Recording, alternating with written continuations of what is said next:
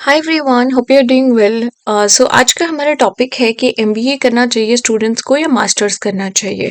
Because mostly students इस चीज़ में confuse रहते हैं कि उनके लिए कौन सा ऑप्शंस बेटर रहेगा, एमबीए करना चाहिए उनको या फिर मास्टर्स। उन दोनों में इसका बेनिफिट क्या है, क्योंकि एमबीए का डिफरेंट प्रोग्राम है, डिफरेंट स्पेशलाइजेशन है। मास्टर्स एक डिफरेंट कैटेगरी है, वर्क एक्सपीरियंस भी उनमें डिफरेंट रिक्वायरमेंट रहती है एंड पीएसडब्ल्यू भी उसमें डिफरेंट होगा आपका सब चीज़ों के अंदर में। तो उसके according you have to make sure कि आपको कौन सा प्रोग्राम करने से फायदा होगा। बिकॉज देखो, सबसे क्लियर एंड कट आंसर अगर मैं आपको दूंगी तो उसमें सबसे ज्यादा है कि अगर स्टूडेंट के पास में वर्क एक्सपीरियंस नहीं है।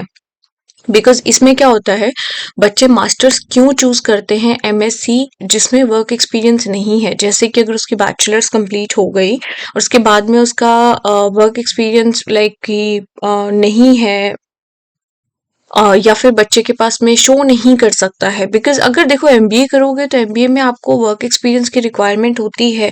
लाइक एमबीए तब कर सकता है जब बच्चे ने बैचलर्स करने के बाद में स्पेसिफिक यहाँ पे 2 साल का, 1 साल का, किसी किसी में देखो 2 साल का चाहिए होता है, किसी में 5 साल का वर्क एक्सपीरियंस।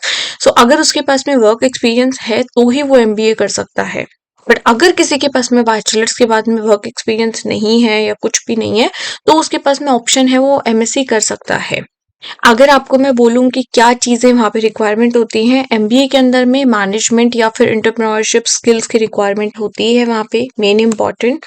इसमें आपका जो एमएससी अगर आप करना चाहोगे, जिस भी कैटेगरी में करोगे, जो भी आप चूज करते हो, उसमें आपको टेक्निकल स्किल्स के बारे में वहाँ पे आपको प्रॉपर फोकस करवाया जाता है।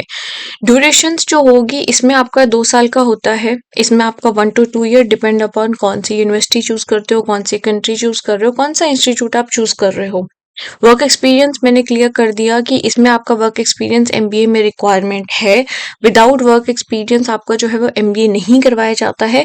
कुछ यूनिवर्सिटी ऐसी होंगी जो आपको प्री एमबीए करवा देंगे, but I will not suggest कि आपको प्री एमबीए के कोर्स के लिए जाना चाहिए।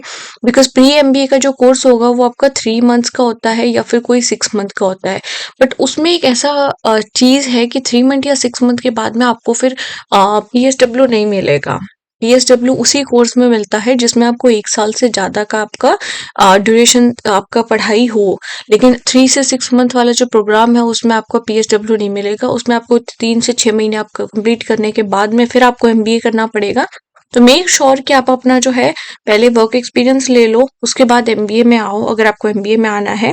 अगर आपको मास्टर्स प्रोग्राम करना है, नहीं है वर्क एक्सपीरियंस, तो आप अपना एमएससी चूज कर सकते हो।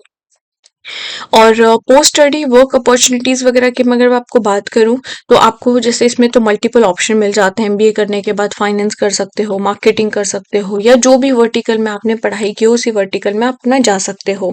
बट अगर मैं एमएससी की बात करूं तो उसमें उसी स्पेसिफिक फील्ड में जाओगे जिसमें आप एमएससी करने आ रहे हो। एमएससी अगर आपने हेल्थ केयर में की है या फिर आपने हॉस्पिटैलिटी इंडस्ट्री में की है तो उसी के रिगार्डिंग में आपको आगे जाके ऑप्शन मिलेगा।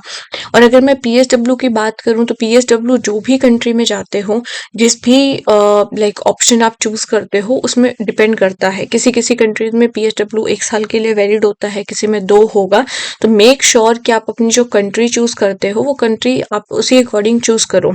मैंने एक और वीडियो वहाँ पे बनाई हुई है प्रॉपर, उसमें आप चेक कर सकते हो कि कॉस्ट कंपैरिजन कितना पीएसडब्ल्यू अवेलेबल होता है एंड कौन कौन सी कंट्री में क्या क्या फी स्ट्रक्चर है। तो वो आप अपनी वीडियो चेक कर सकते हो। तो उसमें आपका सब कुछ अवेलेबल होता है, उसमें आपको प्रॉपर मैंने बैचलर्स के लिए डिटेल में वीडियो आपकी बनाई हुई है।